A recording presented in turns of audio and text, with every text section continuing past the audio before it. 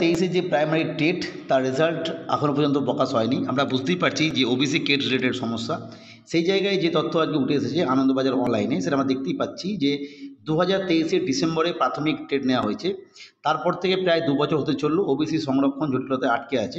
ফলে এই মুহূর্তে প্রাথমিক শিক্ষক নিয়োগ প্রক্রিয়ার যে রেজাল্ট, অর্থাৎ প্রাইমারি টেট 23-এর, তার কিন্তু রেজাল্ট প্রকাশ করতে চাইছে পর্ষদ।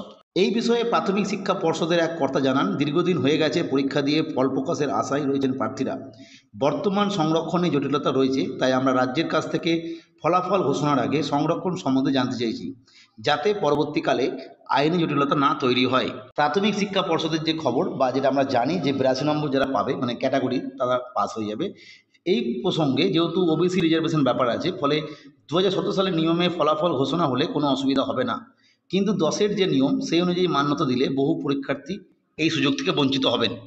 ফল প্রকাশের পাশাপাশি 2022-এর যে নিয়োগ প্রক্রিয়া, অর্থাৎ টেট রিক্রুটমেন্ট প্রসেস যেটা, সেই নিয়ে আমরা জানি বহু টেট পাস ক্যান্ডিডেট তারা কিন্তু 19শে জুলাই এই নিয়ে একটা ডেপুটেশন দিচ্ছেন। সেই জায়গায় সেই নিয়োগ প্রক্রিয়া সম্বন্ধেও একটা তথ্য উঠে এসেছে যে সেই নিয়ে যে শূন্যপদ নিয়েও জানতে চাওয়া হয়েছে প্রাথমিক শিক্ষা পর্ষদ।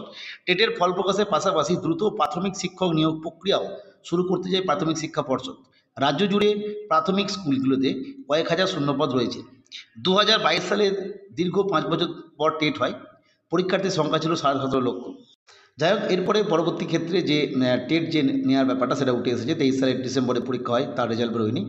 ফলে আমরা বুঝতেই পারছি আপাতত হবে একটা প্রক্রিয়া মোটামুটিভাবে শুরু হতে চলেছে। কারণ ওবিসি বিষয়টা নিয়ে যে নিশ্চয়তা এই মুহূর্তে আসেনি, মানে রিজার্ভেশন পলিসি কত হবে, কাদেরকে রিজার্ভেশন দেওয়া হবে, সেই নিয়ে তো বিভিন্ন রকমের কেস হয়ে আছে।